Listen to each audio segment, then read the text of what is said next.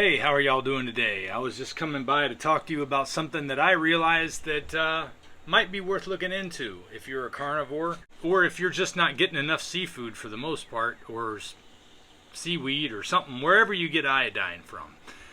Point being, somebody brought to my attention that iodine deficiency could be a part of the problem that I was experiencing with BPH, for instance. But iodine, as I've looked into it more, affects all kinds of organs in the body, not just the thyroid. As I've looked into it after talking to a pharmacist, or somebody who claims to be a pharmacist anyway, just mentioned it.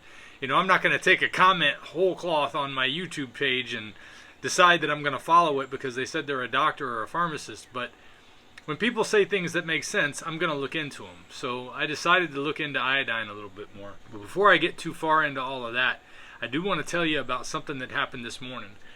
For those of you who've been coming to my channel for a long time, you already know that I've been doing Lion Diet now for close to 18 months. Started January 14th of 2001, and today is July the 9th, 2022. So however many days that is, we're somewhere in there close to 18 months.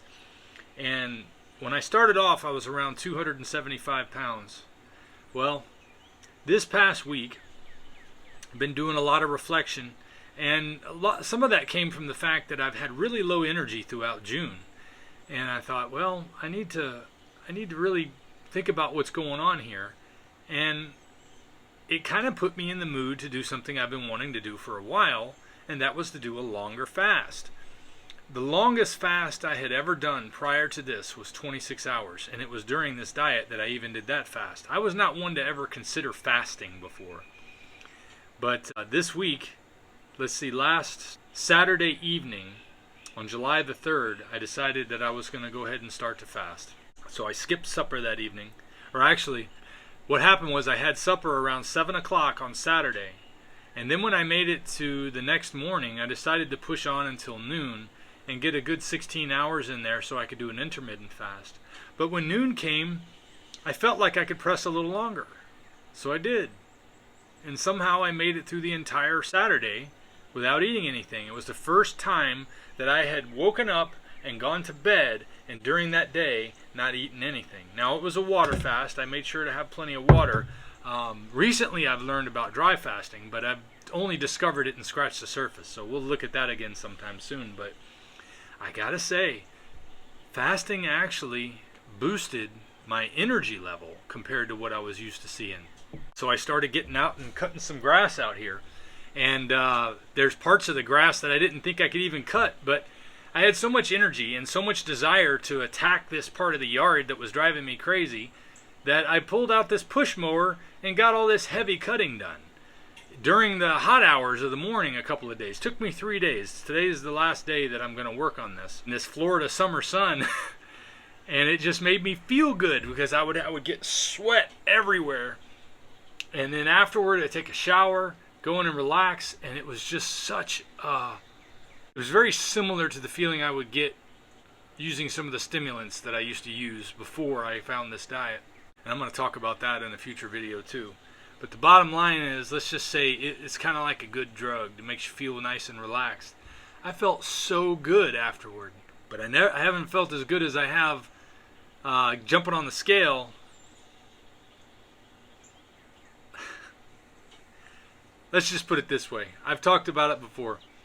When I was in high school, I was around 215, 210 in my senior year. I was always struggling with my weight, but I was also always built. I was very strong. I used to get comments on my arm size and things like that. So I mean, I'm genetically predisposed to have a pretty decent build. But I was always chunky. I always had a lot of fluff. How do you describe it? I was soft. I had fat. I didn't have abs that I could see, you know, and I had legs that had a lot of jiggle and things like that. And I remember this classmate of mine that I had known since 6th grade that really didn't talk to me, but I had lost some weight coming into my senior year, you know, getting down from about 220 to 215, 210. And I was feeling better, like I was growing into my body. And he's like, hey man, why don't you join the wrestling team? He had been on the wrestling team all that time. And I thought, well, what's it about? And he says, well, you know, you're going to be in the heavyweight class, so you're going to have to either put on some weight or you're going to have to cut down to 189, because at 215, you're going to have a hard time wrestling guys that are most likely going to be close to 275, which is the max out weight for heavyweight in my high school wrestling. I guess it's still that way now. But I tried wrestling heavyweight a few times, and it is not fun wrestling with a guy that's got 50-pound weight advantage over you. So I decided I am going to get in shape, damn it. I am going to start doing this jump rope all the time, and I'm going to eat right. Now, back then, I didn't know what eat right meant. I was eating a lot of fruits and cutting out all the things that were actually good for me. But I still lost weight because I was working out like crazy. And I was cutting out processed food at the same time in a lot of parts. But I was drinking juices and eating fruit, and I just remember eating a lot of fruit. I don't know what else I ate, but I know I was watching what I was eating. I was trying to be careful to eat things that I thought were healthy. But I got down to 189 pounds, and I was able to wrestle one time at that 189 weight before I got back over. And then after a few more matches, the season was over, thankfully, and I never wrestled again because that was my senior year of high school. But this morning, I stepped on the scale after having done that fasting last weekend, and I did an intermittent fast the day before yesterday, and I did an intermittent fast last night too, because I only ate at noon yesterday. I had a few carnivore crisps in the evening, so I guess I kind of broke my fast, but I don't know how much you can break a fast with an ounce of food. But anyway, I woke up this morning and stepped on the scale, and I thought, I wonder how close I'm going to get, because I'd hit 191 earlier this week, and that was the lowest I'd ever seen. I'd hit 195 before, I think maybe 192. 192 might have been the lowest I hit, but I remember 195. I have a hard time remembering things. Anyway, bottom line, I got on the scale this morning, 189.5. Look at that. I couldn't believe it. I mean, I'm standing here about to turn 50 in what? August, September, October. In 4 months, I'll be 50 years old, and I'm in the best shape of my life. I mean, I knew I felt better than I did in high school. I knew I had more strength, because you've already seen in the past that I was able to do the rope climb.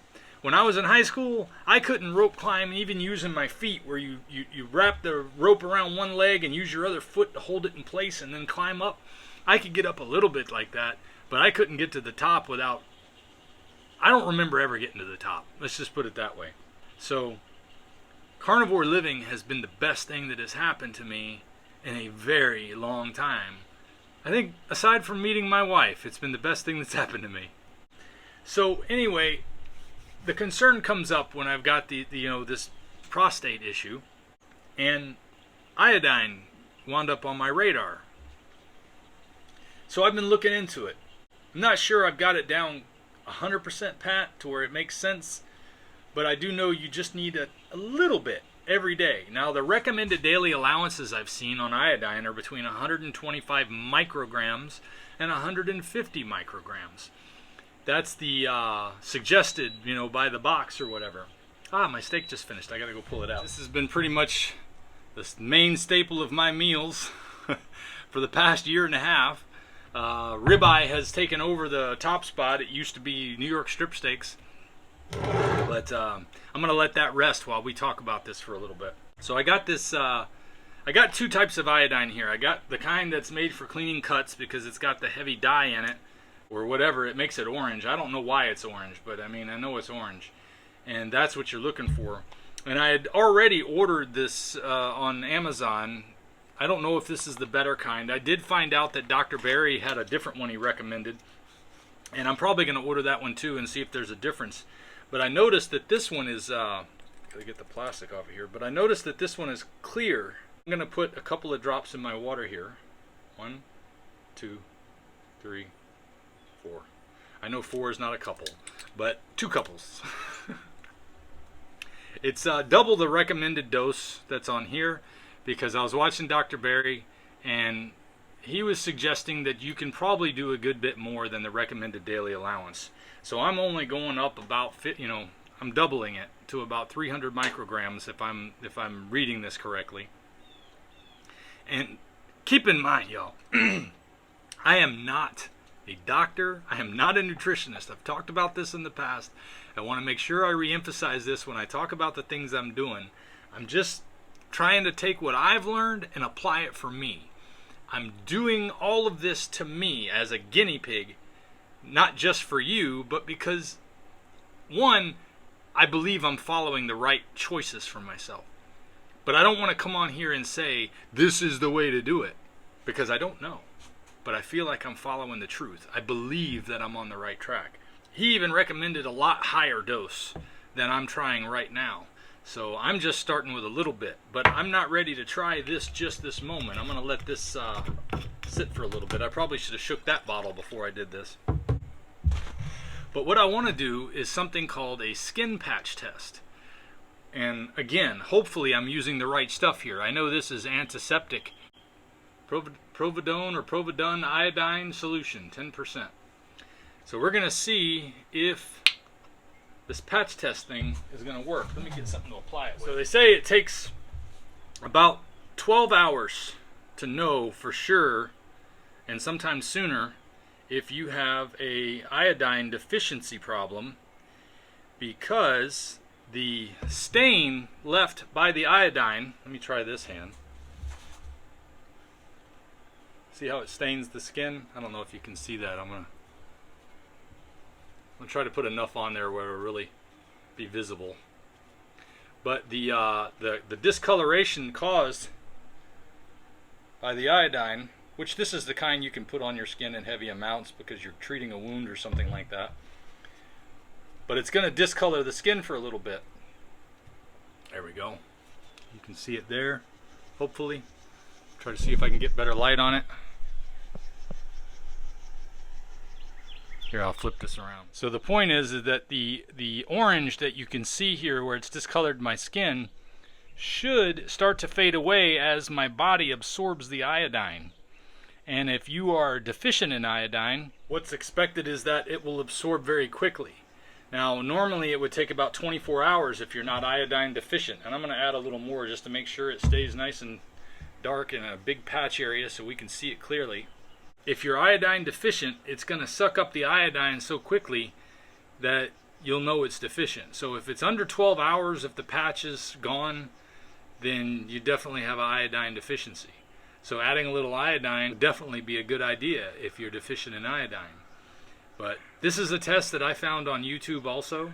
I'd never heard of this test before yesterday. So I'm really excited to see how it goes, because anytime I realize that I might have been deficient in something and I find out that I can fix that deficiency, that makes me happy, because I want to be able to get everything where it's supposed to be so I can live the best life I can live. I can have the best body I can have to face what the world is going to send my way today. And I really feel like I'm just unstoppable right now when it comes to my physical feeling about my body, my strength, my energy. Except for this past month, throughout June, where I felt a bit deflated. Now, I've mentioned before, I did catch COVID back in April, and I had it at the beginning of May. So, and it's the second time I've had it. So, taking the wind out of me like that, it does, a lot of people have said it reduces your ability to breathe properly. So I noticed that I was getting sluggish. But because I got the BPH diagnosis a week or so ago, I'm also looking into things that might be causing that. Now, from what I understand, the doctors will only prescribe either a medicine that's designed to shrink it or aid with urine flow, but that doesn't cure the problem. It just deals with the symptom. Another thing that he mentioned was that it would be iodine deficiency. And I thought, I haven't heard that anywhere when I looked at iodine. Early in the diet, I looked at iodine because I knew I was cutting out iodized salt. But at the same time, I never really ate salt before anyway, so I didn't think I was losing anything. I didn't probably consider the amount of salt that was already added to my food previously before I even bought it, because I was getting so many things that were either pre-made or made at a restaurant. I'm sure they had some regular salt in them. So the past year and a half, I've been eating all my own salt. I've been cutting out the iodine, and I haven't been getting any iodine from natural sources. So this made sense to me that I need to fix this iodine deficiency. And we're going to keep taking looks at this throughout the day. I'm going to make sure I'm in a good, well-lit area. And when I'm done with this video, I'm going to step into the bathroom where I know got better lighting, and we'll take some pictures of this and mark the time. Man, it looks like it's fading already. That's the crazy thing. But you can still see it here even in this light. So hopefully it's gonna be a good test. Meanwhile, I'm gonna get started eating some of this steak, and I'll show you the rest of the stuff as we go here. Alright, so I'm back. It's been a couple of days since I did the test, and I wanted to go ahead and go over the results. I was a little busy Sunday and most of Saturday because I had to go out of town. So you'll notice as I go through these pictures that they're changing the location that I was in. I didn't know I was going to my in-laws' house when I started recording, but you know how things are. My life is just like yours, chaos and craziness, I'm sure. So anyway, let's go through all these pictures real quick. I'm going to take a look at my photo library here, and we'll show each of these pictures as we go. Oh, and another thing I did, I started recording 2 spots, because when I looked at my hand after my wrist spot after just a little bit, I thought, I don't see anything, but I was inside as opposed to being outside the first time. So I put a patch on my thigh as well so that we could do 2 spots. The one on my thigh was an hour newer, an hour newer than the one that was on my wrist. So you'll notice the changes as we go. I wanted to have 2 spots to make sure that I didn't miss it or wipe it off by taking off my shirt or something like that. I wanted to make sure I did this test right. And the other reason that I wanted to make sure to do a second spot is because I know that testing for iodine seems to be kind of hit or miss no matter what you do. You can do a blood serum test, you could do a urine test, and I know when I asked them at Quest when I went to get my blood work done Friday that they didn't know. They didn't even know what they were testing for. So I don't know if they're testing for iodine or not. But I do know that it seems like the patch test is the best way to know if you're actually deficient in iodine. Possibly the urine test, but the blood test is really only good to know if you have too much iodine. I'm not sure about that, but that's what I've been able to gather for the most part. So I wanted to make sure I did the test actually 100% right. So here we see 1 hour in, 2 hours in, 3 hours in, 4 hours in, 5 hours in, 6 hours in, 7 hours in, 8 hours in, 9 hours in, 10 hours in, and you can see there's very little left there at the bottom left side of the picture.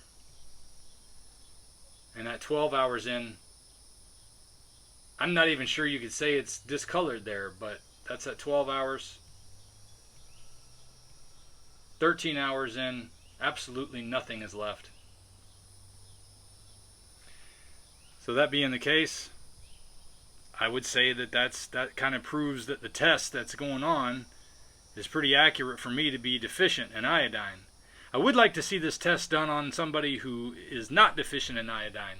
So now that I'm taking an iodine supplement, which I have been taking now just by doing a little dropper right into my mouth because that particular brand doesn't taste bad. I heard people talking about how their iodine tastes bad.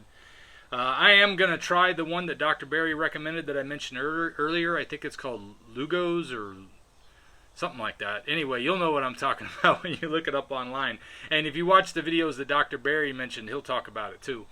But I'm going to try that one as well. And then after I've really seen how the iodine does, I'm going to do another patch test. If I feel like my iodine level should be normal, we'll see if the patch test still plays out. I wish this could be in a definitive all-in-one video right now, but I also want to be able to do daily updates for you guys and let you know what I'm dealing with as I go. It's so much easier for me to make sure that I keep the flow if I'm constantly letting you know what's going on. So I apologize if you're watching this video for the first time on my channel and you're wondering why you're not getting everything you wanted to see here. Please understand this has been going on for a year and a half, and I am trying to really get good information on everything that deals with this diet so that you can know the in and out of everything you might run into. You know, you watch a lot of videos on YouTube that tell you how to do certain things, but then when you get it or try to do it yourself, you wind up having a hard time making it work out the way they did. And a lot of that comes with the fact that they might have practiced a few times or done something before, or maybe they've watched a number of videos, or who knows. But the bottom line is they maybe have some proficiency at whatever they're doing. A lot of times I'm doing stuff I've never done before on this diet. So I don't mind showing you what it's like for me to stumble through the process also. because you're probably going to stumble through the process some when you're trying it. And it'll be encouraging, I think, for you to know that you're not alone. Now let's go back real quick through the thigh area as well, just so we can show that. Let's see.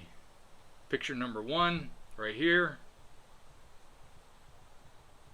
Number 2, clearly still there.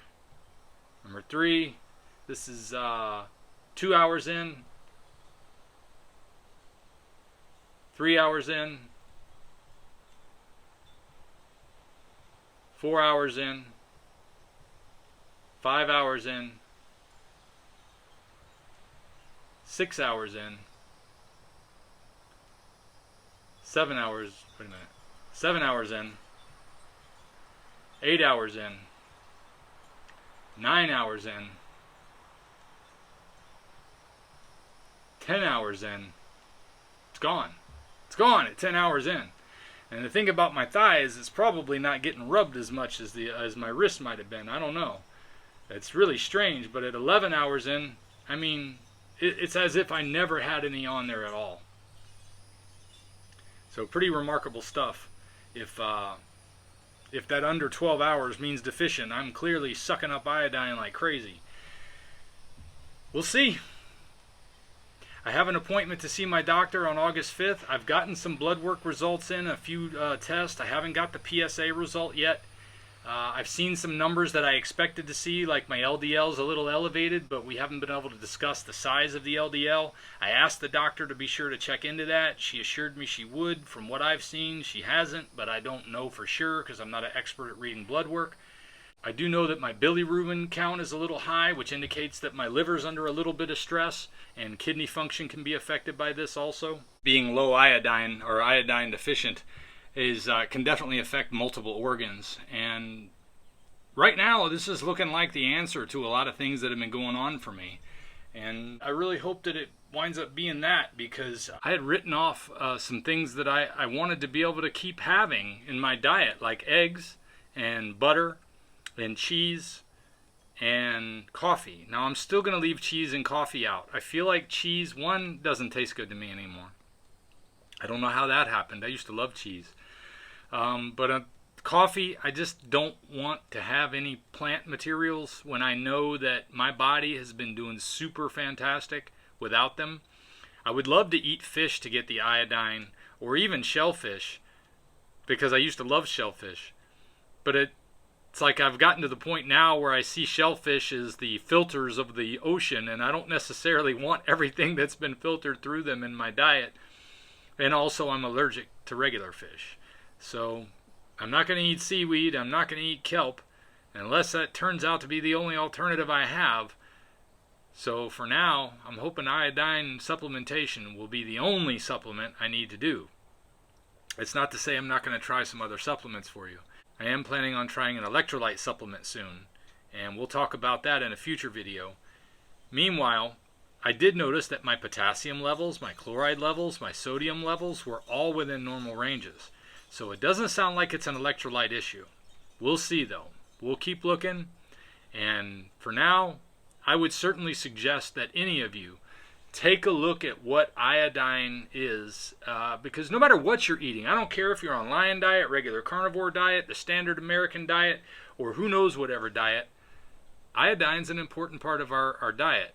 And especially if you're cutting out table salt, which you should, because refined salt's not good for you, iodine is being removed from your diet that the American Health Association has been trying to put back in your diet by iodizing the salt for the past 100 years. We'll see. I feel great. I don't have any worries. I'm really looking forward to seeing how all this is going to play out.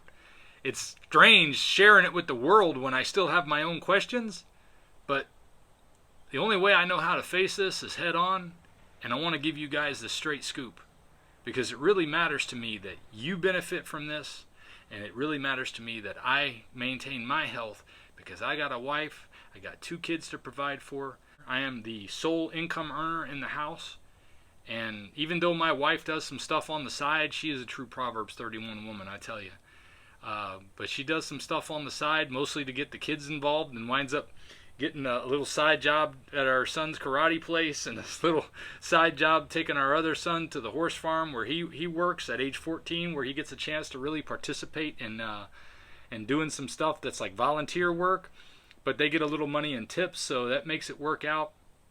But either way, I'm still the one who brings home the bacon for my family. I gotta stay healthy, and you gotta stay healthy. So make sure that you're getting the things that you need. A lot of nitpicky people want to come into the comments and tell me you need more of this and you need more of that. Maybe you've decided you need more of this and you need more of that. That's fine. Don't worry. But it's good to check on the things that you might be deficient in. I never wanted to go into this totally blind and just willfully ignorant about the fact that there are certain vitamins you need. I just didn't know how much you could get from meat until now. And now I know that you can get a lot of nutrients from meat that make you feel great and make your life work better. But I also know you still got to watch out for some important factors. And I think electrolytes and iodine are two of the key factors that you need to keep your eye on when you're on a diet like this or any other diet. Yes, I did notice that my vitamin D was a little low also. So we're going to take a look at that as well. I was really surprised at that considering how much time I spend outdoors. But definitely another one to keep an eye on. Well, that's all I've got for now. But I'll be back soon to keep you guys motivated on exercising and moving forward with your diet. And we'll make sure we keep our health in line. I'll see you next time. If we pay extra, could we maybe get some grease or fat?